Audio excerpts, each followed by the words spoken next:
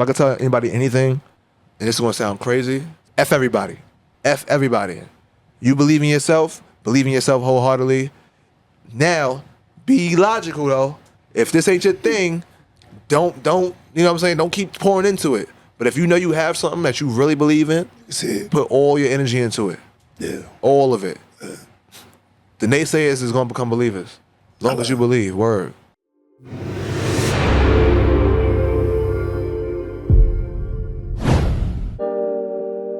Welcome to the Don't Let That Go Over Your Head podcast, starring Q the Boss.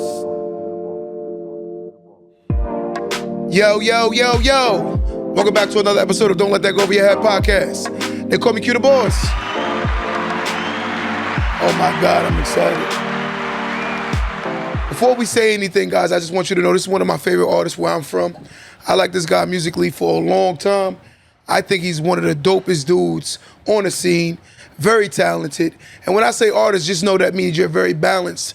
I know guys that can do drill. I know guys that can just spit bars. This guy got lyrics, bars, content, everything in the package, all in one, and also creative as hell. OneTakeCarter is in the building.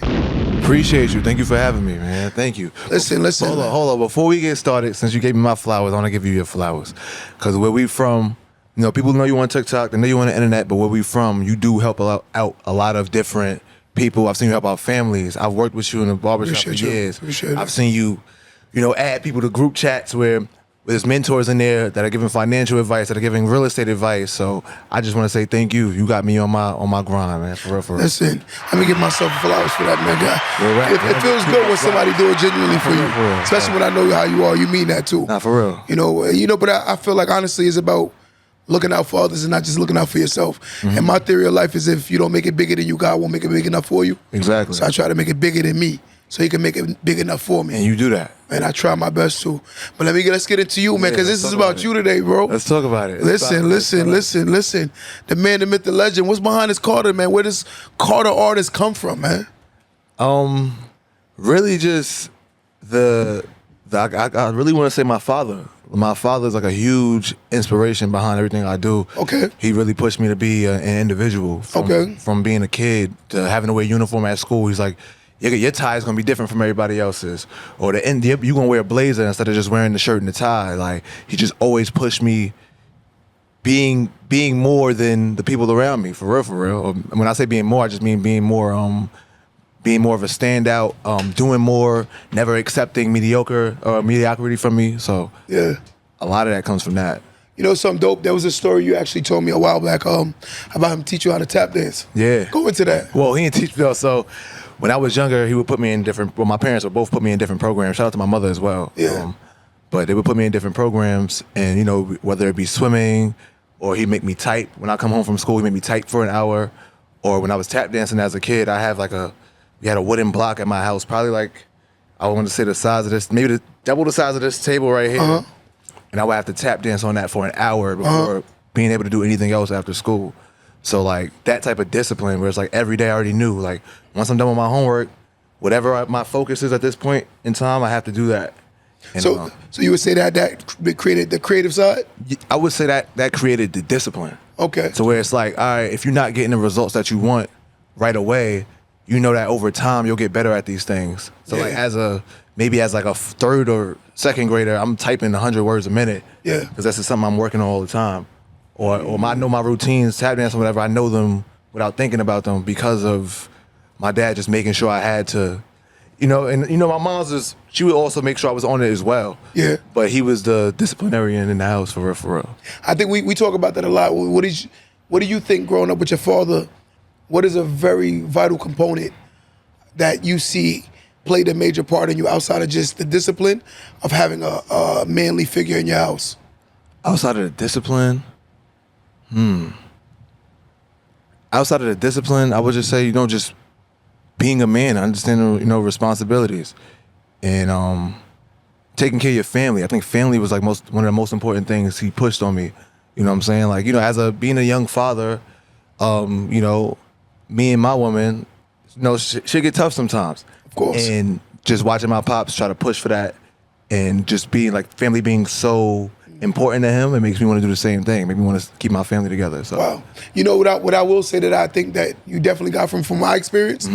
You like me when it comes to addressing the elephant in the room. Yeah. You're not avoiding. Yeah. Oh, that's That's one thing I see about you. That's a big one. Like, and I love that about him because it's like, you know, we work together and things that happen in the space, Yeah. me and him would be the first to address it. Yeah. So we work together. Yeah. For people that don't know, Q owns a barbershop, and I worked in there as I had my own boutique in the back. Yes. I want to say 2 years straight, but before that, I was already going there to get my hair cut. Yeah. And then he opened up the space in the back, and I moved my store in there. So every day, me and Q seeing each other every day. You know, Yeah. we know each other. Like this is not a regular podcast. Yeah, We just, we, you know, what I'm saying, ex-coworkers. We know each other. Father, like, Yeah. for real. But of course, you gotta address the elephant in the room. I just feel like why are we sitting here acting as if there's not something to address? We gonna skip around this for how long? See, that's what you see now in the culture where it's like more like, I always say to myself, if I got to skip around it, knowing how a woman is very feeling based, if I got to do that with men, what do we got going on here? Yeah, that's kind of crazy. That's one thing I admired about you. I'm not going to lie. Let me give some flowers for that. Because it's a lot of, especially younger guys, they don't have that ability of addressing things that should be addressed. Yeah, You know? I think the sooner we get over if you do the hard things, everything else will be easy. So the sooner you get through, you know, the BS, or you address, like you said, you address the elephant in the room, then there's nothing else to talk about. And then you find out who other people are. You find out how they move. Yeah. Like, 'cause for me, once I talk about something and I say I'm over it. Sound like me. Hey, other people like me, say they over it, and then you can see the feeling still lingering on. Yes. But like, yes. let's get it over with. What's up? What we doing? Yeah. Like, Either we going to talk or we not going to talk. Yeah, we gonna talk. We not gonna talk. We gonna fight. We ain't gonna fight. What we doing? Like, You know, but that's what I love about when you actually meet your manhood, right? When you reach your manhood, you start learning your securities and who you are as a person, right? Would you say along your journey as an artist, it played a major part in you becoming a man in yourself and comfortable in yourself?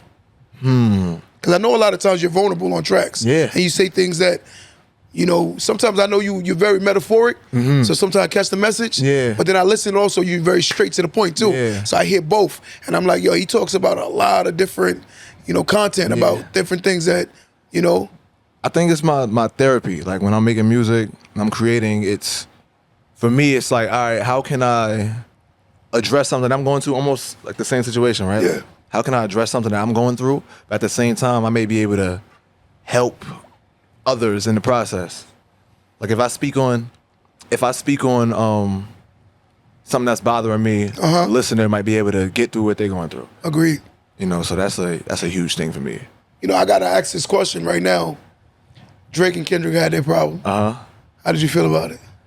All right, so I'm biased. I'm listening. You know what I'm saying? I appreciate Drake. I love Drake. Like I think Drake is one of the best artists of our generation. Yes. You can't take nothing from Drake when it comes to that. But Kendrick Lamar is my favorite artist. Hands down? He's been my favorite artist since I've heard Kendrick Lamar in 2009. My brother was on the Kendrick early. Yeah. Kendrick really didn't pop, I'd say, to like the end of 2011, early 2012. Yeah. Me and my brother was on the Kendrick in 2009, 2008. So it's like, and then I seen Kendrick one night. I met Kendrick and A$AP Rocky one night, and that's what made me want to take rap seriously. Yeah. So I'm K-Dot all day. You know what I'm saying? But also at the same time, right? We all say like Kendrick beat Drake or Drake lost. Yeah. And then I had seen 50 Cent say like, "What did you lose?" Yeah, look. Right? And what did he lose? What did you lose? Like things you can't count? Like did he lose like respect? I will say this though, and this me being honest and fair. Yeah. I definitely think Drake lost some credibility. And not only he lost some credibility, I also feel like because he had no blemishes prior. Yeah. He's like basically he couldn't be touched. Yeah. Fact. And I would say also, if you are a Kendrick and a Drake fan, now it's making you have to choose a side. Yeah. Yeah, I think so because there are people now who less. I think I respect the. I want Drake to make music. Like I want him to make the music that's true to him. That's what I want. Yeah, like that's what I want. I don't need the gangster Drake. I better find your loving Drake. Yeah, facts. I like that Drake. Like I like Drake when he do the melodies. I don't like when he do the tough shit. And like that's how I feel. But I feel like even other than responding, I feel like early on if he would have just did him, can't lose. And that's a message to me. Like anybody, if you going through something or if you feel like you took an L, if you do what you do, you can't lose. There's no. I agree. But I will say, just because Drake, let's say Drake has a net worth of, let's say, 500 million, half a B, like closer to a B. Okay. Right. So let's just say he is. That don't mean he ain't insecure, right? He also had to learn himself along. He just basically catapulted into success behind Lil Wayne. He probably never really know who he really is as a person until something. He probably don't know until he took that. So sometimes, like we always assume that security is attached to money, but not always. That's not always true. That's a fact. I meet a lot of people who are financially secure, but heavy on the insecurity. Yeah. So my question now is, what is the greatest diss track of all time? Don't say they not like us. Don't say that. I'm not saying it's not crazy. It's like, nah. Yeah. The greatest diss track of all time. Oh man, that's a tough one. Okay. All right, so off head, I'm going with Ether. Right? I think Ether was super disrespectful, and I think it's just the timing was right, and I also think it came from like Ether was like an uppercut. It was like we didn't expect Nas to do that to hurt Jay-Z at all, right? I see what you're saying. But you know what I'm saying? And then what happens after Ether, right? Jay does him. And we forget about it. You know what I'm saying? Like Jay does him, Jay keeps going, he does him, and he wins. Or not, they both win. All right, but like, I want to say like in recent years, gotta give it to K-Dot. We gotta give it to K-Dot. I remember what's the name caught one though. Who? Drake caught one on Meek. Back to back. That's crazy. Back to back. I love Meek too, man. I'm a huge Meek fan. I personally think that Drake was so hot that that's what really did it. But when I really look at the Kendrick Lamar diss, it was the Kendrick Lamar diss that actually stood out to me. I think I listened to Back to Back. It doesn't have the nostalgia for me as it did when it came out. It's like I'm like, it's I also okay. think now too though. Like Takeover is still hot. Yeah, Ether is still hot. Yeah. You know what I'm saying? It's still a good song. Yeah. And that's why I like Not Like Us, right? Yeah. It's still a good song. Like we could take the diss bars out. We could change the lyrics. We can keep the same melodies. We can keep the same cadences. Yeah. It's gonna hit. So my question also is, as an artist, how do you feel about those who hate, are jealous of what you've accomplished and what you've done? I think it's a reflection of them. Okay. And what they're going through. I don't take the hate personally. Yeah. There's people out here that hate on me all the time. People that like when they see me in person, it's all love. But I already know there's an elephant in this room that you're not going to address. I get that shade too. And I understand it because I've been in a place before where I was thinking like, damn, like they winning, why not me? Or they doing their thing, why not me? I've been there before. But when you grow, when you take L's, when you understand you got to keep putting in work, when you understand that you're in competition with nobody but yourself, yes. I feel like you can look at them now from a different standpoint and be like, damn, if only you knew I'm not your competition. If only you knew this is a battle between you and yourself. Yes. And once you get to, once you understand like, yo, I got to be better than I was yesterday, there's nobody to hate on. It's kind of flattering in a sense that you see me so much of a threat. Exactly. Right? It's kind of flattering. It's love. At the end of the day, it's love. It is. It's like, yo, you got to be a fan to hate. Let's go. First, we're going to go industry. 5 of the best lyricists of all time. 5 best lyricists of all time. Damn. All right. I know you're going to throw Kate out there. We might as well take 4. Yeah, if you want to do 4, because I already know Kate out is in there. And I'm not going to say myself either. So we're going to say Kendrick, Big L. Okay. Lupe Fiasco, who's very slept on. Wow. Who else? Like, he's one of those. Lupe is like so good that like, if you're not on his level of intellect, and I'm not on his level of intellect, right? Won't comprehend. You're not gonna get it. But Yeah. as an artist, you can still hear the greatness in what he's saying. Yes. Black Thought. Okay. Super slept on. And these aren't even necessarily people I'm listening to every day, but Yes. these are people where like You admire. they walk in the room, I gotta Pen game go crazy. stupid. Black Thought, Kendrick, Lupe Fiasco, Big L. That's 4, right? Yes. And we talking about lyricists. Yes. Where I'm like, God damn, how'd you do that? When I'm wild, this is tough because I'm gonna say somebody and then I'm gonna think about this later. But it is honorable mentions, but All right. Trying to think. Damn, that like when I think about lyricists, I'm thinking about people that can weave together like stories and stuff that's kind of crazy. Yeah. Damn, I can't think of nobody right now offhand. Yeah. But because this is my man's and he's killing shit right now, I'm giving it to Akeem Ali. That's my guy. I like him too. I think he's amazing. That's my guy. I think he's amazing. You know something weird? And as a hip hop head, it fascinates me how people always throw Nas out there, but I feel like he don't get the support that he deserves. Nas is like, great. Yeah, but I feel like the other day I was arguing with a guy and he's like, Nas is the greatest lyricist of all time. Nas is his favorite artist. So then mid-sentence, I stopped him. I said, let me ask you something. He said, what? Have you ever been to a Nas show? He said, no.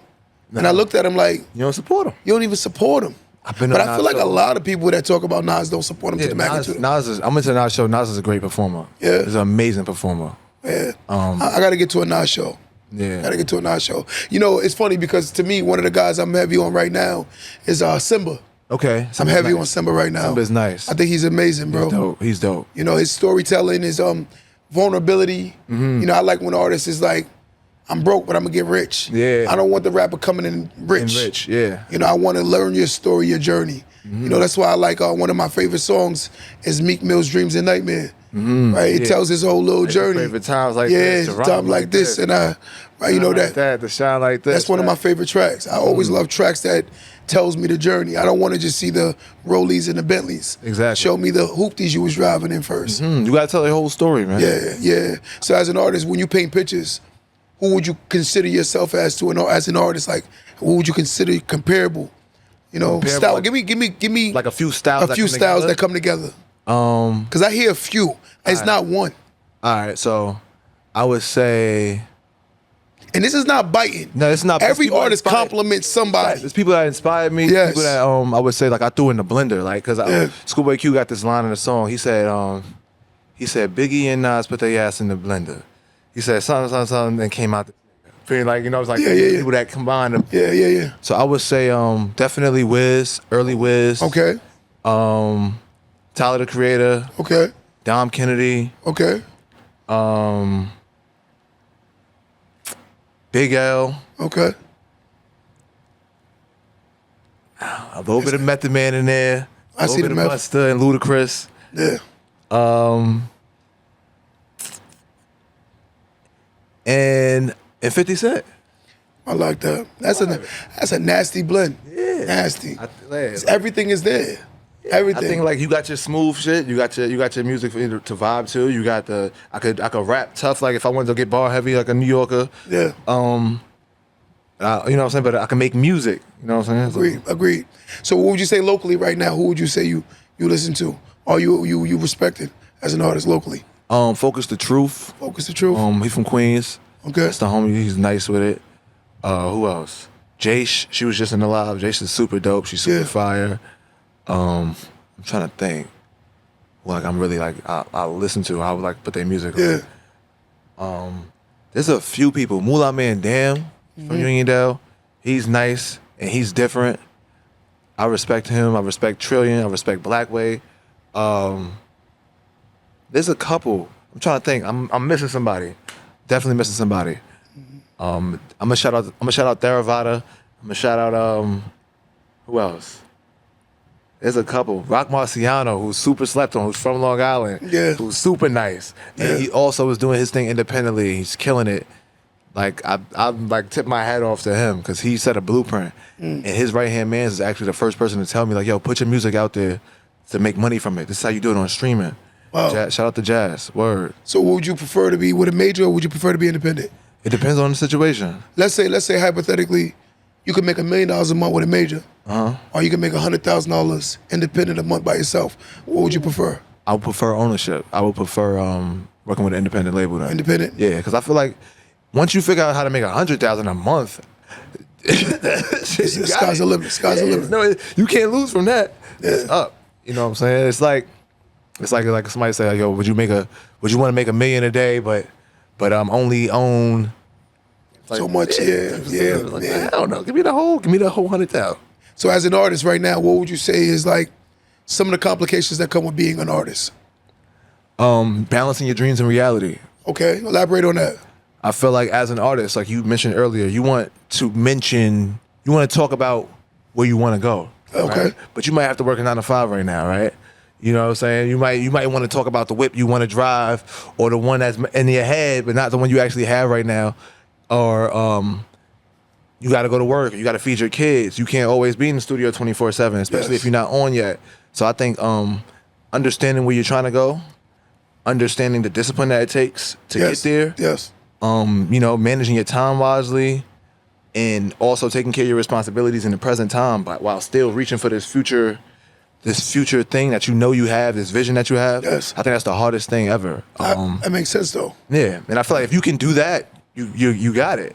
And if you're doing it without even noticing that you're doing it. So if you can go back, like as when you first started off rapping and writing rhymes and recording, what would you tell your young self now? That if you could tell yourself right now to do something different, what would it be? Damn, that's a great question. I'm gonna start talking like Will Smith, because Will Smith takes his time so he can articulate exactly what he wants to say.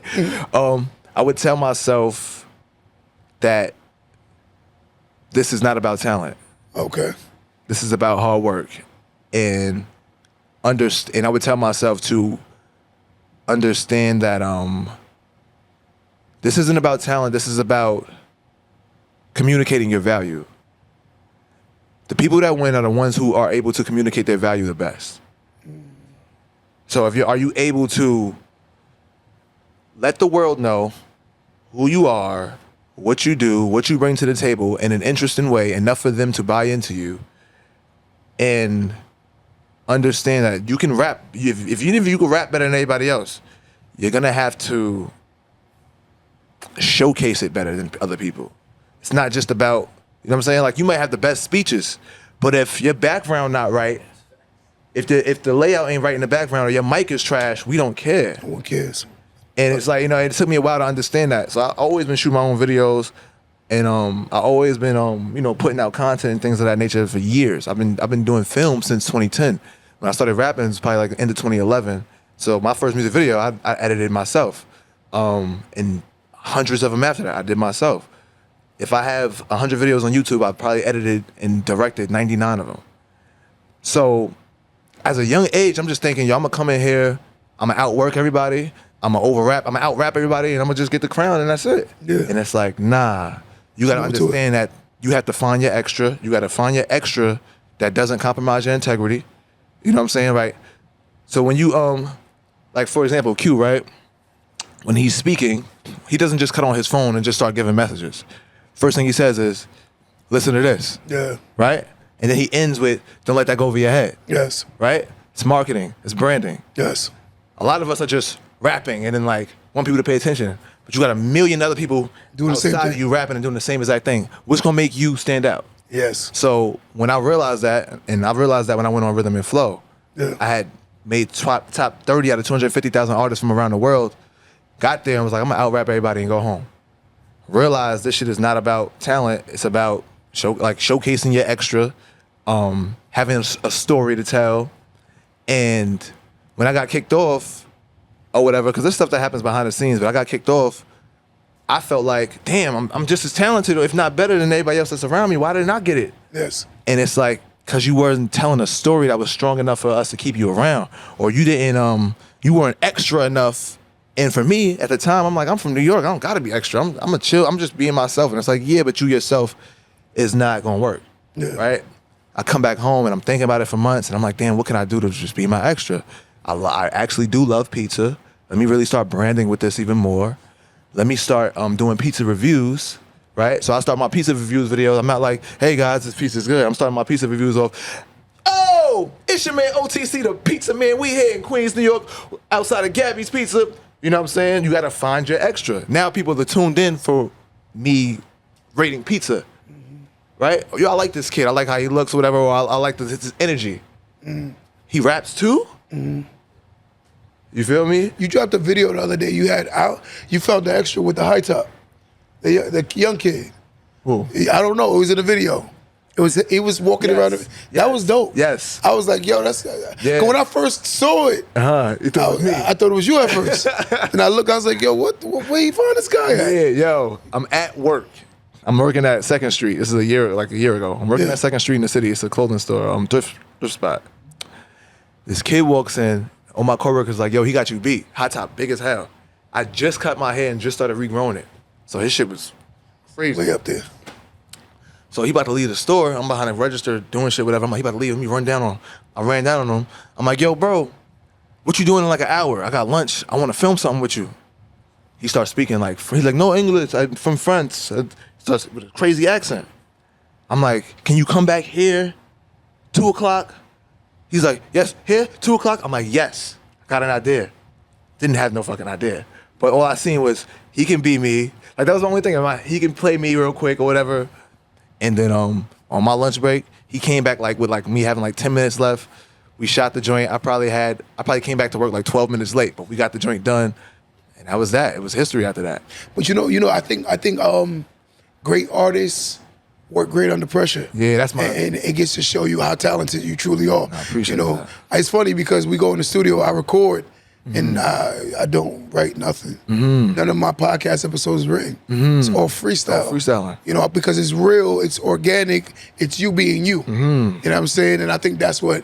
Yeah. Yes. Yeah, make sure you elaborate. He was on Rhythm and Flow with T.I. Yeah, with T.I. Cardi B, Chance. Chance the Rapper. Season 1. Yeah. Season was on Netflix.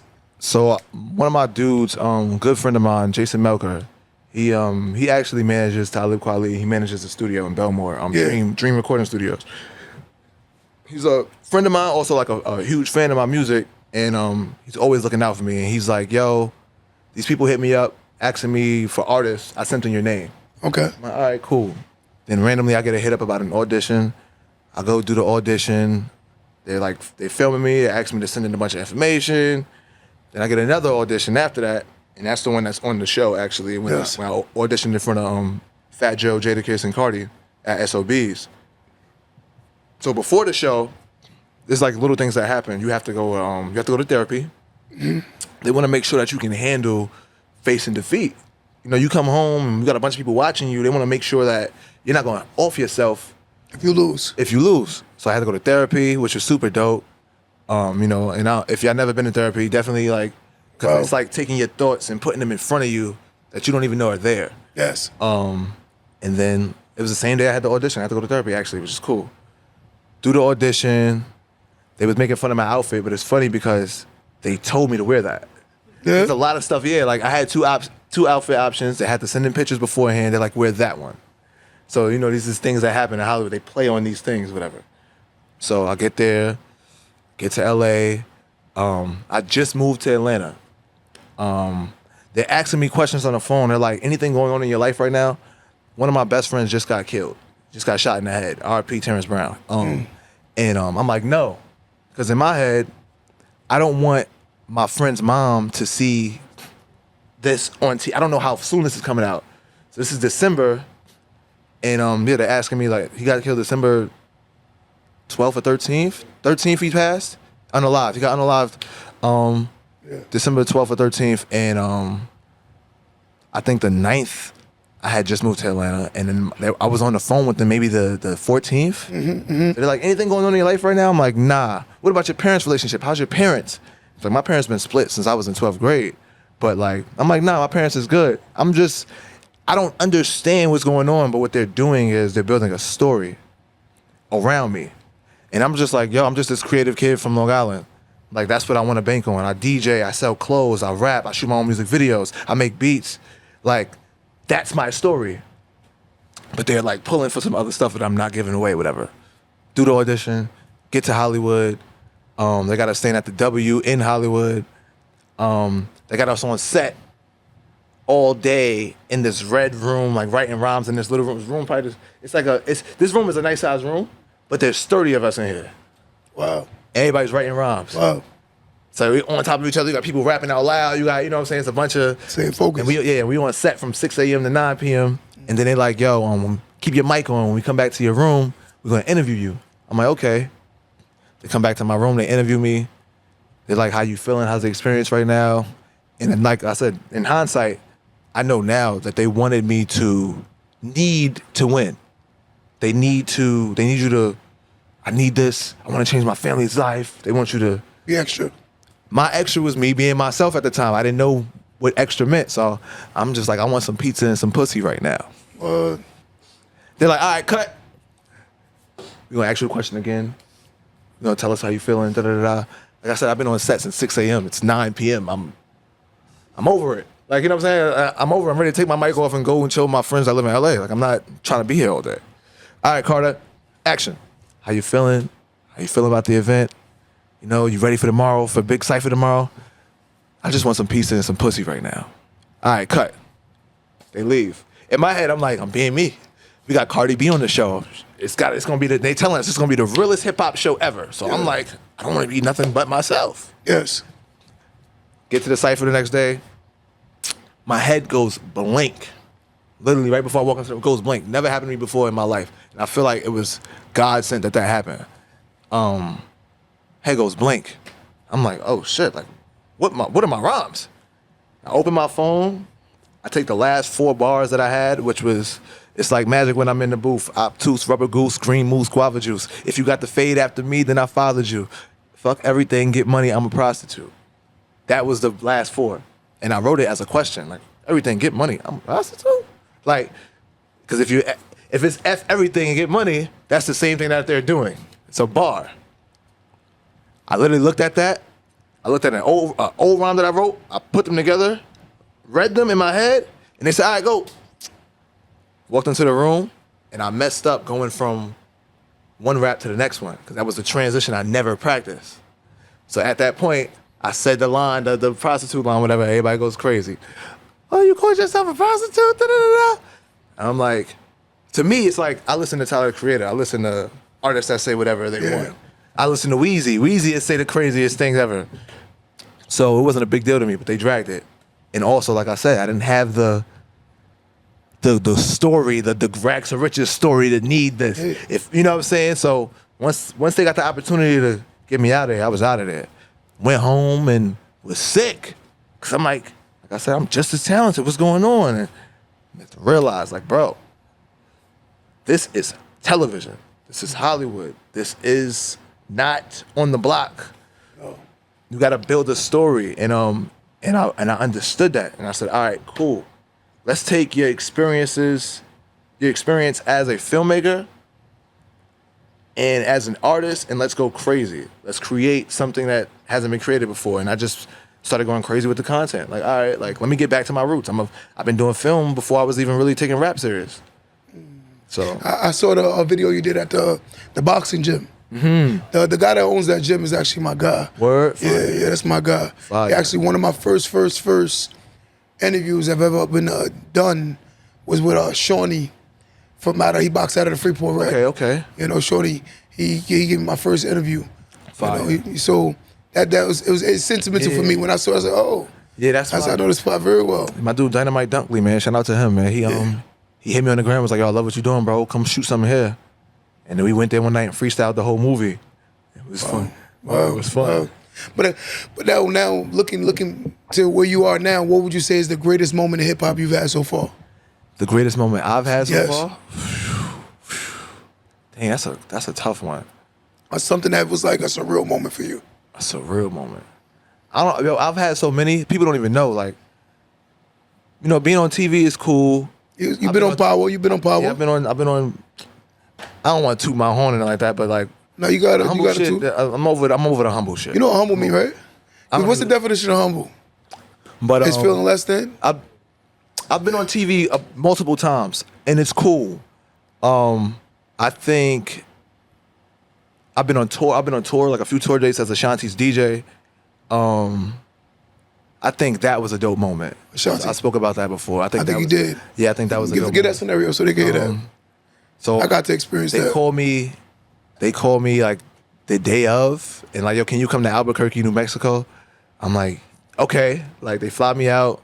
I get there. It's me and Don DeMarco. It's Ashanti and Ja Rule show, and the setup that they had isn't the one I'm used to using. So I'm kind of confused. Don DeMarco's like, yo, don't worry about it. I'm gonna come to your room. I'm gonna help you. So before the show, he comes to my room. He shows me what I need to know. Shortcuts. Yo, this is this button. Press this if this happens. Press this if that happens. Worst come to worst, I'll DJ. You just hype the crowd up. All right, cool. What we're gonna do is, I'm gonna play this record. You gonna go out there and do that. All right, cool. This is our routine we got set up. Show about to start. It's 5,000 people out there. They come to the room. I'm in the back. I'm in the room with Ja Rule, his peoples, his whole camp. Don DeMarco. They come to the back. They're like, yo, we need somebody out there to go DJ. Like I said, my setup wasn't working the way it was supposed to. So I'm not, all right, I'll go. I'm like, all right, well, I guess either Don gonna go out there or maybe they got another DJ here or something. I don't know. And he's like, Carter, go ahead. I'm like, Carter, go ahead. What you mean? Like, he's like, go ahead. I'm like, all right, you know. I'm walking like, God, this is the longest walk of my life. I'm like, God damn, what if my laptop start messing up? I'm about to be out there by myself. This is my first time actually having the time to really do it by myself. Yeah. In front of all these people. Like I said, I know how to DJ, but DJing on tour is different. Especially when you somewhere you don't know your crowd. If I'm usually DJing, like if you tell me for a party, yo, we got a Sweet 16 in New York. You know it. I know What's what the these music? kids are listening to. You know what I'm saying? Or if you say, yo, we got a party for a Hispanic family, I know I got to go crazy with the reggaeton, right? We in Albuquerque, New Mexico. I've never been here before. I don't know what they're listening to. But I stood up there. I said, Albuquerque, New Mexico. They said, wow. And I just turned on. I started going to what I know, which is old school hip hop, and they loved it. And it went well. I had a What was the blast. first record you played? I can't even remember. I don't want to lie. I know it was some super old school, like international hip hop hit, and it worked. I do feel like a lot of times the things that we move over, I think states that are considerably, I don't want to say slower when it comes to like speed, but not mentally. Ones at that we least. don't even consider like Yeah. being like hip hop staples. I think they really value it more. They value all of it. I did an event one night with Rakim. Okay. And the guys walked up to him and was like, yo, we're not worthy. Yeah. And it made me feel like, yo, I'm sitting here with the hip hop royalty. Like I'm really, like I'm with Rakim. We're from New York, right? So I had this, it's like, we don't appreciate these things because we see them all the time. Nothing wows us. Yes. It's the melting pot. Yes. Everybody comes here to be somebody. Like in Atlanta, right? Because I stayed out there for a little while. In Atlanta, you can run into 2 Chainz at the gas station or you can run into T.I. at the library. Like, right? Yeah. Right? Like, it's so normal to run into somebody. Yes. Like, I was at a brunch spot one day and I'm sitting next to Young Jock the whole time or whatever, right? Not even knowing it's Young Jock at first. I'm in traffic one day, might have been the same day. I'm in traffic, riding next to Lil Scrappy the whole time. I'm like, that's Lil Scrappy? It's so normal. In New York, it's like, we don't know where these people are. There's so many buildings. We don't know what building they're in. If we're in the same building, we don't know what floor they're on. Yeah. So it's funny, I ran into you in Atlanta. Word. We definitely ran into each other today. We ran into each other in what's her name too? What's his name? There? My God, Ines was there. Ines, well, shout out Ines. Ines showed mad love. He a good dude. Oh, shout out to Ines. Ines out of Philly for making the band. Yep. Mm-hmm. He was there. You know what I'm saying? But who would you say today, moving forward as an artist? Who is inspiring you right now? Because you know what I heard Hov say something other than not to cut you off, but I know you've been doing it for a while. Mm-hmm. So it's like, who makes you want to, like, I got to get the pen. I want to get a studio after listening to. Hov was saying something how, like, you got to keep that hunger. Yeah, because it's easy to lose that flame, right? Mm-hmm. That's total. Honestly, are you just a natural hungry guy? I'm hungry, but there's times where like if I have writer's block or something like that, I'll end up doing something else. Like I'll be like, all right, let's go make a film, or let's go, work on some graphic art. Yeah. So I don't ever like burn out when it just comes to rapping. Yeah. But honestly, if I'm being super honest, I'm trying to be better than myself. Like I listen to something I just did and be like, all right, you gotta outdo that.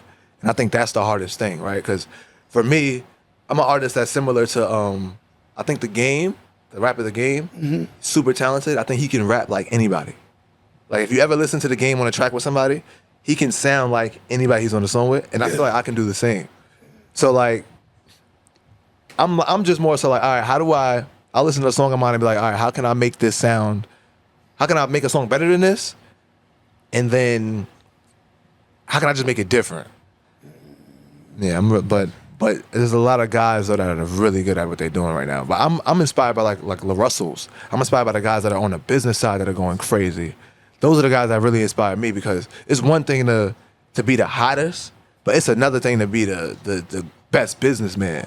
I think Russ is like that also. Yeah, Russ as well. Yeah, Russ, see, you know. And that was his mentor. Mentor? Yeah, so like Russell was by Russ? Russ. Those are the guys that inspire me, because like I said, I want to own my shit. You see, that's what I always talked about, you know, as a businessman, always being conscious of your branding, always being conscious of ownership, always being conscious of not giving your soul away. You know, and what I mean by soul is just basically your true value of self-worth is knowing self. If I have to compromise who I am in order to please someone else because of a paycheck, then I'm not myself, right? Exactly. You know? Keep your integrity. That's what we spoke about. Like, you gotta find your extra. You know what I'm saying? I agree with you 1,000%. I really want to say, like, I touched on it briefly earlier. Yeah. But like, for those that don't know, for those that aren't around physically, that are just on the internet, y'all have to understand what this man is doing. We have to understand that he's lifting up the community from within the community to outside the community, because it's spreading out. Like, I'm on the phone the other day with my homegirl, asking her if she knows about stocks, asking her like if she invests at all. She works for a bank. And she was like, nah, I never really tapped into it, whatever. But I have this knowledge and I have these resources because of Q. Wow. Right? So I'm explaining to her what ETFs are. I'm explaining to her what about like certain like the difference between crypto and I'm like, I have this knowledge because I was around it for day after day. As I'm opening my store, I'm opening my clothing store, this is all we're talking about, right? And Q is the type of dude like where we'll be in the shop. Like I said, I'm in the back, so I'm listening to everything. But we'll be in the shop or whatever, and he'll be talking about stocks or he'll be talking about personal growth, and somebody might come in there and change the energy, and you'll flip it back. Yep. Like if you see the energy, like if the conversation isn't being productive, you'll change that. And then what happens is somebody might come there and get their haircut one time, but they're sitting in a conversation that they never knew that they needed. Yes. They're sitting in and hearing some information that they didn't have. And now they're going home to do more research. Now they have a portfolio. You know what I'm saying? Like, I was able to sell some of my portfolio and go to Atlanta and shoot a video for a song that I really believed in because of these barbershop conversations that we were having. You know what I'm saying? At a time when I didn't have the job that's paying me what it is now, but I always had something tucked away because of our conversations. So I just want to say thank you. I appreciate that. Not even just that, but like just being somebody who you can talk to. Yo, bro, I need advice on this. I bet, come through at this time. Let me know. As busy as he is, as many followers as he got, if he feels like your time is valuable, he gonna make time for you. Yeah. So super dope. But you know, like I always said, is I didn't want to make it hard. The way I came through the hard way, and I didn't want people to have to learn the hard way because I had to learn the hard way. I was hard-headed, right? But again, I didn't want people to have to. You know, if you learn knowledge is supposed to be taught and given. And I think the gift that someone can teach you is, I don't want you to give me $1 million, but if you can show me how to make $1 million. That's how I always thought of life, like showing people how to get rich, teaching the patience, teaching the consistency. Because like I said, a lot of it it should be a trickle-down effect, meaning it should be taught from the top down, but it seems like the knowledge is held at the top. Yeah, it's held for some reason. And it's like, bro, I watch you every day. You the first one at the shop, 9 a.m. You're in there early. You working all day. I watch this dude starve himself. I'm in the back. I'm probably making a good $300 a day, maybe a little bit more, maybe a little bit less on some days, right? I'm watching you cut hairs. I'm watching you give people deals on these haircuts. I'm watching you not charge them what you really could be charging them. And then I'm watching you not eat as luxurious as everybody else is eating. So I'll go and get some Jamaican food. I'm spending $20 on oxtail, and Q be like, nah, I'm good. Or he'll be like, yo, go just grab me a beef patty. Yep. Knowing I just watched him make a couple $100, he's in there, or he might bring in his own food. You know what I'm saying? It's like, average person is spending their bread at work. The average person is cashing out, making sure that they're comfortable. And it's like, yo, I watch you be uncomfortable after uncomfortable day after uncomfortable day. And then I watch you show me a portfolio that was crazy. We're not going to say the numbers, but I just watch. I see the results. So it's different when you see somebody just winning. But then when you watch what they do every day, watch their regimen. And I'm at the gym with you. If I'm up early enough, I can catch you at the gym before 9 a.m. Yes. Catch you at the gym at 6 in the morning. Yes. Then I'm watching you make all of this bread, stack all of this money, really invest all of this money, and not cash out to go get yourself a car, and not I'm seeing this shit. But I'm also seeing people who are making, let's say, the same amount of bread every day, doing what you're doing, or even more money what you're doing, but they're living above their means. So I want to, can you touch on that real quick, right? Because just touch on real quick. Give me like 5 quick financial tips that can have somebody go from nothing to something. There's a story that when you were saying that, it made me say, I've never said this story on this podcast ever. When I first came home from prison, right, I had somebody close to me, I'm not gonna say who, I don't wanna take no shots. I cut his hair, he gave me $20. He laughed about the $20 that I was making because before I went away, I was making a lot of money. And he laughed at the $20. He was like, yo, it's $20. He pulled out $20,000 and was like, yo, you gonna keep cutting hair for these crumbs? And I told him, I was like, yo, I just don't wanna go back. I said, I wanna just stay disciplined enough because every book I read, it was talking about discipline and consistency. Discipline. I always see myself as a tortoise. I'm not the hare. I'm the tortoise. I'm the discipline, right? So long story short, as I'm cutting his hair, he pulled out the $20,000. And, you know, part of me was like, damn, he just came from Jamaica. Damn, he just bought a new car. Damn, he does this. He's doing all these things. Part of me was a little jealous, a little bit, but I kept saying to myself, it's not my time. But one thing I will say is, after he pulled this $20,000 out, I started preaching to him about being responsible with the money. I'm like, because sustainability, I'm like, bro, if you don't buy assets, you're not gonna be able to sustain what you've created. I don't care how you obtain the money, you can't sustain it without buying assets. Assets appreciate in value. Everything he was spending his money was on liabilities, ultimately taking away his value. So I kept telling him, you just gotta keep running this race forever, ultimately staying in the streets. So one day he says to me, I don't wanna hear that Malcolm X stuff. And I was like, what do you mean Malcolm X? He was like, yo, bro, you a fake Malcolm X. And I looked at him and I was like, I'm just trying to tell you how to sustain your life. So long story short, he bought a house and he was bragging to me about not owning a house at the time. Yeah. But I told him, he who laughs last always laughs the best. And that became one of my theories. If you walk in my shop, the first thing you see is a big picture of Malcolm X. I had to get comfortable with myself to the point where I put that Malcolm X picture because I do believe in Malcolm X. I do believe in Harriet. I do believe in Sojourner Truth. I love history. I love people that are pioneers for the culture. So long story short, that picture I put on the wall to remind myself that he called me a fake Malcolm X and to be disciplined and be consistent. And it became an honor. At first, I was embarrassed that he would say it. And it became an honor. But I will say 5 financial things I believe in is being disciplined. Always pay yourself first. Every time you see a check or a dollar, the first thing you should be doing is putting money to employed. Your money, you shouldn't be employed by money for the rest of your life. You have to employ the money. Secondly, buy assets over liabilities. A lot of people waste their money on liabilities. They don't buy no assets, therefore never gaining or retaining value. Thirdly, invest in your children. You have to give your children a better mentality than you had, so therefore their trajectory only grows higher. Fourth, I would say family and unity is what creates wealth. A lot of people don't understand family, and what family is your wealth. Where there's broken family, there will be broken people. The first word in broke is broke. So broken people come from broke structures. Most broken people are broke because they don't understand family. The structure of unity is the power. I do promote husband and wives and people working together to build. I think that's a major factor. And lastly, I would say always giving back to your community. I think the more you pour into people, the more people pour back into you. So I believe that if you make the mission bigger than you, God make it big enough for you. And that's how I always feel. I don't need to be wealthy physically. As long as I'm wealthy in spirit, I will always be wealthy. And that's just how I see it. You know, that's 5 things I genuinely live by every day. Oh, yeah. Now you give me something you live by though. Woo. Whoa, one of them, treat your ideas like emergencies. I like that. You know, you never know when this shit gonna end. We all got invisible clock over our heads. So Yes, we gotta get yes. these ideas out. And you know, ideas travel. So you want to make sure you get your idea out before somebody else does. Another thing, results. If you want results, you got to put in that work. So Yes. put in work to get the results you want. Anything is possible. Anything is possible. Let me think. Let me give it numbers though. So that's pretty much 1 and 2. 3. Be yourself. Nobody can be you better than you. It's only one.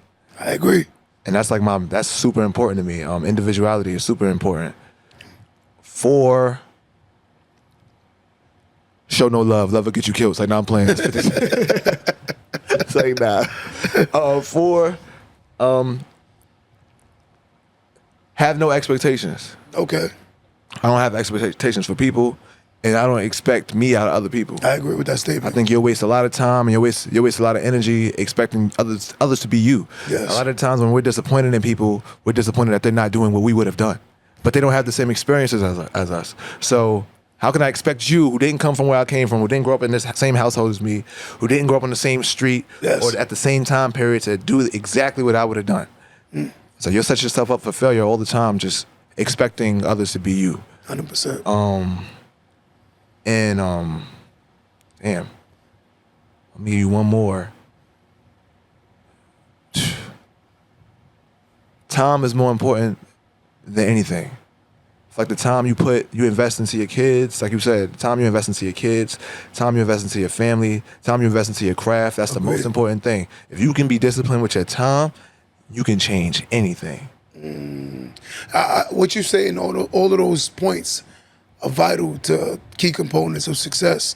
You know, when you look at people, I always tell people I don't have to be the sharpest knife in the drawer, but I have to be able to cut. And when you're looking at the cutting aspect, cutting meaning I have to be sharp enough to get the job done.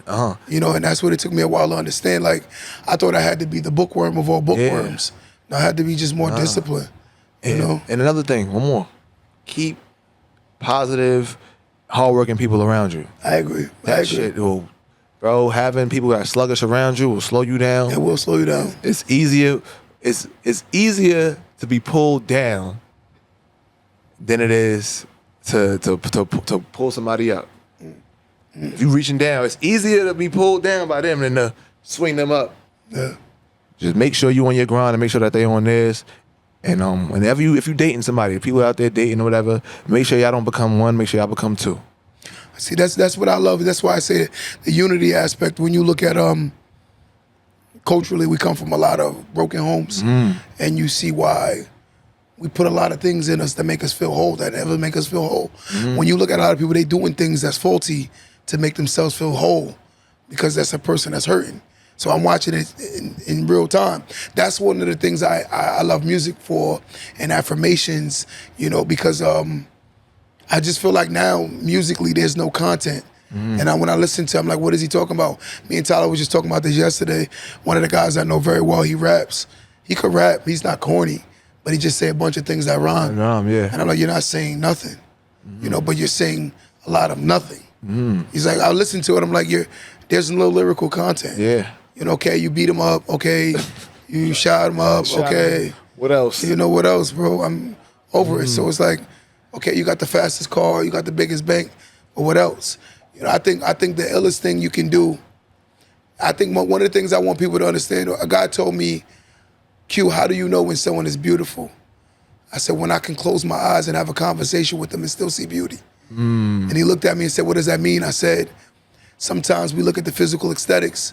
Like, for instance, success is only measured based on a lot of times what people feel about us, but never about how we feel about ourselves. I think that's the most successful person, is when you love self. That's one thing I love about your music. Your music is you being you. And it's just you. I remember when he asked me one time, this is before we got together and we started working together, he said to me, yo, can I use the back of your shop? I want to do an event. I said, I already know your audience, no problem. And I ain't even care. I ain't show up, I left. Actually left. What? I left. But I already knew. I know his audience.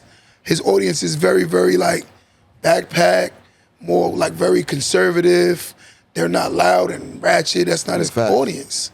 You know, and I was like, you know, I have no problem, without a doubt. Facts. But let me ask you something. Being a father now, you know, what is some of the best things you see about being a father, and what's hard about being a father? Well, the best thing I think is you putting your influence on your kid and then seeing it work out for them. Like, for example, something that happened today. Like, my son's been using the iPad a lot, and I'm trying to get him off of the iPad. So I'm asleep. The whole time I'm sleeping, he's in the bed watching the iPad. I wake up, I said, all right, that's enough.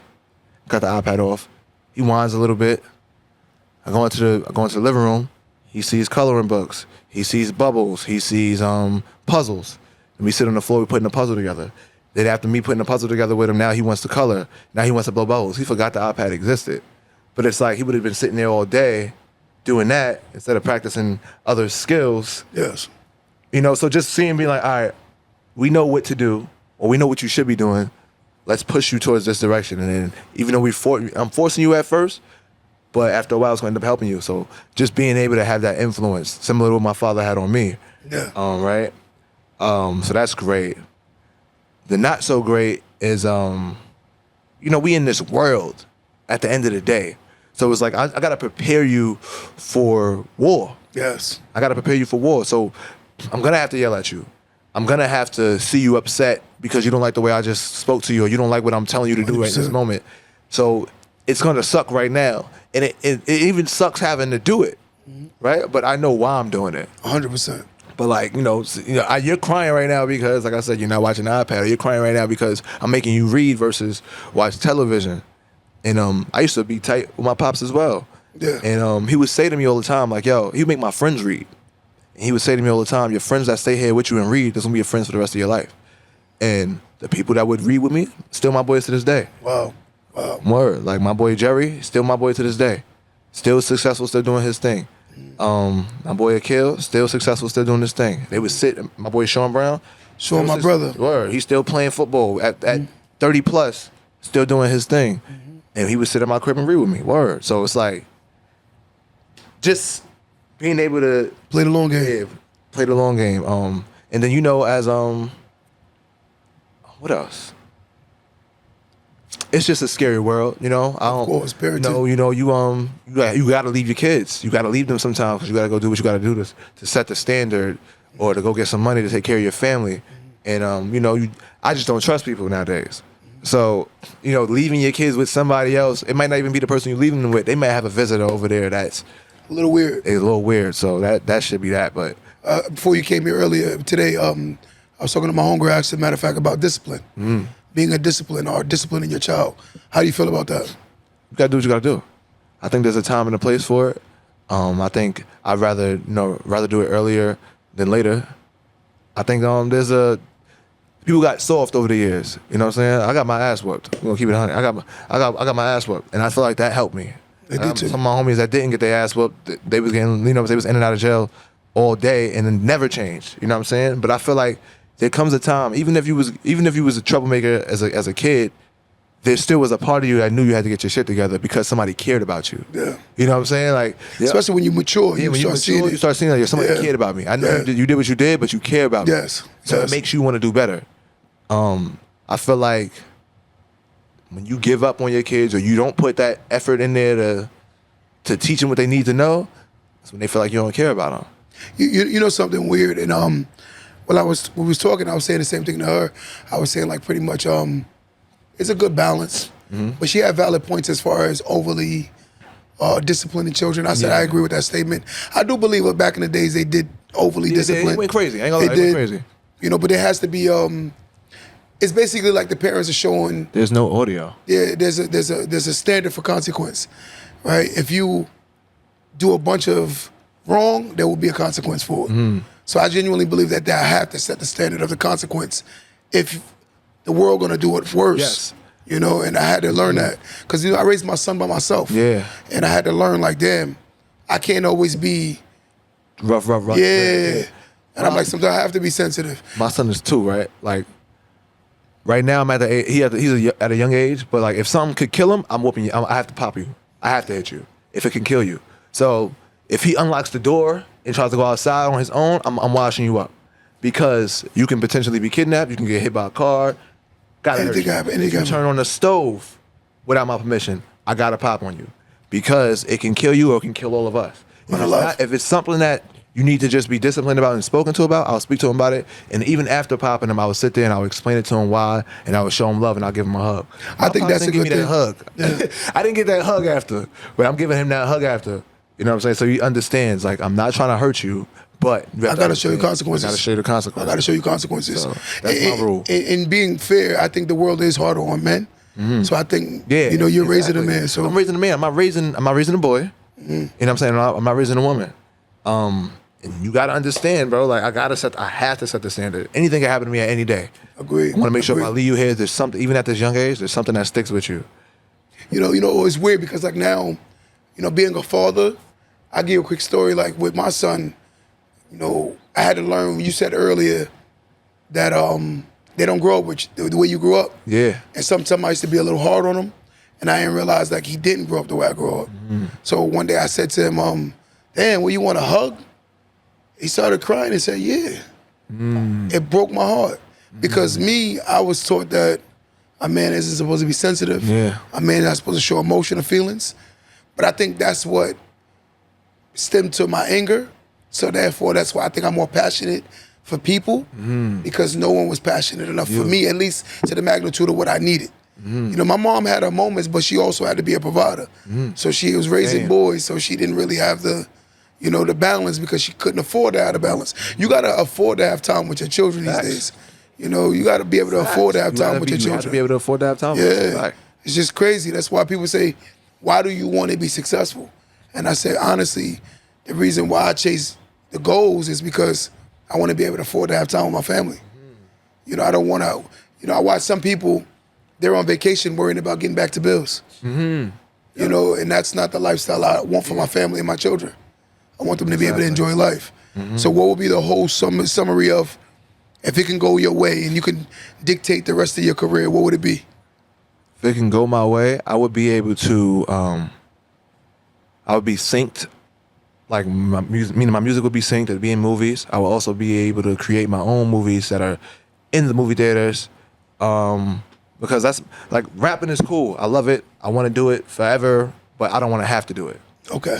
So you have to have a out. My out would be filmmaking, or just creating in general. Anything I put my creative hands on. Let's do something. Let's do it. Let's do it. Super with that. You gotta check out my new video. Word, yeah, I want to do that. Yeah, I haven't created a video for you. That's crazy. But it would be me making music, writing for other people, making hit records, but at the same time having that creative control and inspiring more people to be themselves. Like, that's it. Like, I just want to inspire people to be themselves, bro. Like we always joke on my guy Tyler about his fashion. Yeah. Well, you know what? I joke on it just a joke, but what I love about Tyler is him. Yeah, he owns it, right? Like, yeah, it's him. And that's what it is at the end of the day. Like, I'm comfy. If you're comfy. My question is, what's fly? That's what it took me a while to realize. Surf Fresh was a dude who one of the first dudes to have a high top in like in the Queens. But like in the early 2000s. Retro Kid. I remember. He was the founder of that joint, and I always remember him saying like, "Wear what you fear." Right. So like, there might be a fit that might look all right to you, but you might be like, "I don't know if I can pull it off." And it's like, I think that's fly. Like, you pulling off the stuff that other people would be scared to pull off. I'm not saying dressing weird, but I'm just saying, within your own comfortability. Be you. Be you. I think that's what's so dope about fashion, because it can tell a story. It can kind of display who you are too. It can show like, that's what I love about fashion. It's like unique. You could be very unique. I just feel like more so now people are just trying to all look the same. Yeah, of course. It's like a box. It's like, I got this designer shirt. I'm expensive. Yeah. Yeah. I got this car I'm driving. I'm getting money. I'm rich. Yeah. But what do you see now that you see that we're gonna go a little bit one little tap subject on politics. I don't like politics.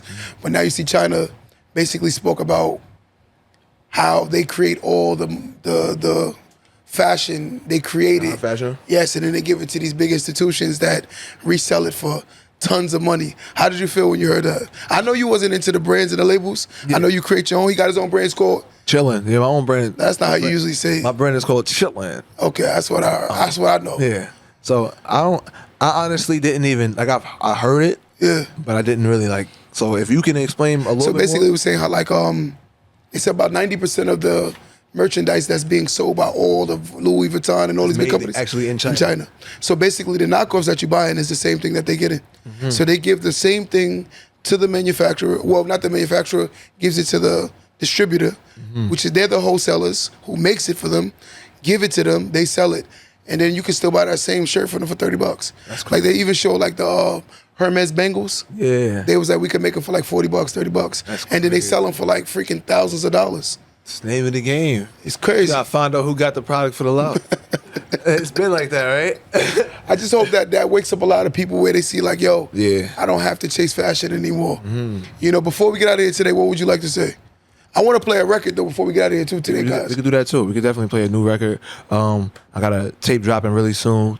As soon as my engineer send me my mixes. Shots A fired. date or bow BMC. But yeah, I got a tape dropping most likely in May. I got a tour date in Brooklyn with Akeem Ali.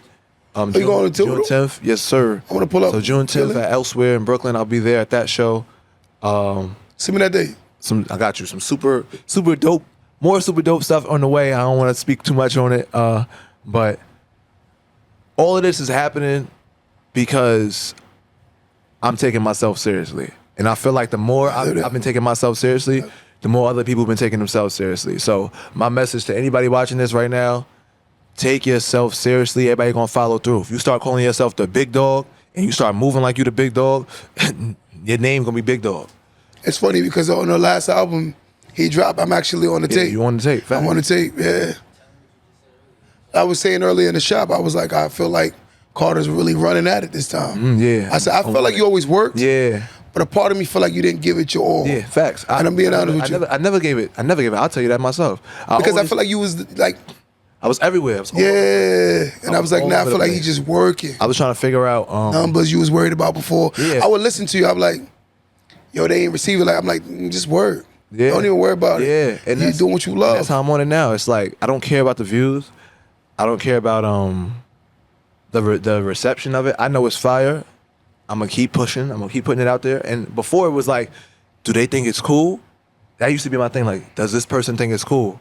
Now it's more so like, I already know it's cool. I just gotta get it to the masses. I just gotta get to the masses. Yo, what was the switch with that? I never invested into my music. Wow. Right? Like I never put no money behind it. The most I did, I think my first album, I probably put $1,000 into getting hard copies made. But outside of that, I never put no money into it. I wrote the song Angie or whatever when I was at work. And for artists out there, get a job. If you're an artist, get a job. Stop trying to be out here, I'm a starving artist, you're bugging. Get a job, take care of yourself, invest in yourself. So I wrote the song Angie while I was at work. I was in the security booth, and I'm like, this song is fire. And I had a connection to Akeem Ali. We already was cool for a few years. And he always told me, like, yo, bro, whenever you ready, send me something. So I sent him the joint. He sends it back to me in 4 days. He don't even respond. He sends it back to me in 4 days. I'm like, oh, he fucked with it. It's dope. Song was dope. I'm like, all right, I hear this. I really believe in this song. I'm like, I super believe in it. I don't think I ever had a song that was this good. To myself, I'm saying this. And I'm trying to outright this song on every other joint, whatever. But at the same time, I'm like, all right, if this is the song, I gotta make it the song, right? Like, there is no hit records. Like, hit records are made. So I'm like, all right, I have to do the work. I gotta go to Atlanta to go shoot this video because he's in Atlanta, right? I gotta put some money behind it on an ad. One of my homegirls happened to be in Atlanta, and she was like, yo, I want to act. So she acted in the video for me. I literally went out there to do that. I went out there to go film on my phone. Right? Like, book the trip, book the Airbnb, all type of shit to go film on my phone because I'm like, I really believe in this song. And it was received really well. And it was like, all right, this is cool. Then I put out another song. I'm like, all right, people are like, all right, this is cool. But then I'm gaining new fans, and I'm posting old content, and they're receiving it well. And I'm like, this isn't the song. This is just a song that made people maybe pay attention. But your shit has always been dope. And I post something else that's old, and it's doing better than it did before. And I'm like, so it's always been good then. It's always been good. You just gotta believe in it. Mm-hmm. So I realized, like, all right, let me start doing little things that, you know, how can I remarket this? How can I put this out there? Let me start, you know, just being more consistent. Let me start writing more. Let me start recording in the house more. So I will go to work. Yeah. I go to work doing security. I'll be writing rhymes while I'm at work. I come home 6 in the morning. I would work overnight. Come home 6 in the morning, jump right into my studio, record the song. By 7:30, 8 o'clock, I'm sending it to the producers that made me the joint, whatever. Doing this every day. Pattern. And I'm like, all right, cool. Now I gotta go shoot something for this song. Post it. It's doing numbers. You can't hear it in Trinidad. They can't hear whatever. So every day I'm like, all right, it's being received well. Nothing changed. The reason why this person even jumped on this song was because it was good. The reason why these people are following is because the music is dope. The content is dope. Agreed. Only thing that changed is I believed wholeheartedly. Only thing that changed was I said, all right, let me stop spreading myself thin. Let me start really locking in on the music and the visuals.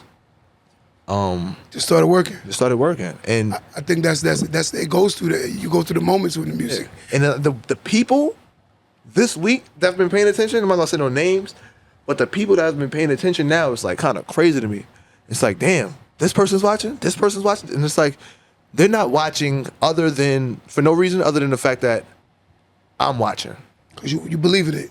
I'm believing. You can feel a different energy now. Exactly. So I feel like now, like the same thing I said. If you gonna call yourself big dog, if you want to move like you big dog, that's your name now. You tell yourself your name is Q the Boss. People call you and they see you, yo, Q the Boss. That's a fact. That's a fact. You know, because you got to believe it before others can believe it, right? You have to. And that makes a lot of sense. If you could tell anybody anything before we get out of here today, what would you like to say? I want to say your son sleep long. Yeah, he's not. Yo, he fell asleep in the car. I said, lit. We got 2 hours. We good. If I could tell anybody anything, and this is going to sound crazy, F everybody. F everybody. You believe in yourself wholeheartedly. Now, be logical, though. If this ain't your thing, don't, you know what I'm saying? Don't keep pouring into it. But if you know you have something that you really believe in, put all your energy into it. Yeah. All of it. Yeah. The naysayers is going to become believers. As long as you believe, word. I like that. I like that. To a young person inspiring right now who's a fan of you, or somebody that's not a fan of you, why should they support you and believe in you? Other than you believing in yourself. I think if you listen to my music, you'll believe in yourself even more. I think I left messages in there for not only for me, but for other people. Wow. So when they hear it, it's inspiring. When they hear it, it's like, maybe I should look at things this way. And maybe you might hear something and not agree with me, but I feel like for the most part, my music, if it's gonna be hip hop, if you could put my music in a category, you would put it more on the positive side than the negative. Wow. So I just feel like I leave, it's swaggy, it's cool, it's fun, but at the same time, it's always some type of message in there because I don't want to just give people empty work. That makes sense. Like, and another thing, go watch Sinners. If I didn't see Sinners yet, the movie Sinners is crazy. With the Ryan new Coogler and is that the movie? Coogler, right? Coogler, Ryan Coogler and Michael B. Jordan. What a night! Crazy. What a night! I seen it last night. I'm super inspired. Wow. Really good movie. What a night! Like, what a night! Like Ryan Coogler is him. Yeah. Yeah. This thing. So make sure you tell them where they can keep up with you at. Follow me everywhere at OneTakeCarter, ONE-TakeCarter. It's all one word. I'm on every streaming platform. I'm everywhere like air. OneTakeCarter, ONE-TakeCarter. Free Pizza is out now. I got another project dropping really soon. Most likely it's going to be called Free Pizza 2. Check out the music. Check out the visuals. Enjoy yourself. Be yourself. Treat your ideas like emergencies. Chilling. Guys, don't leave. I'm about to play a track after this. But till next time, guys, don't let that go over your head. Don't let it.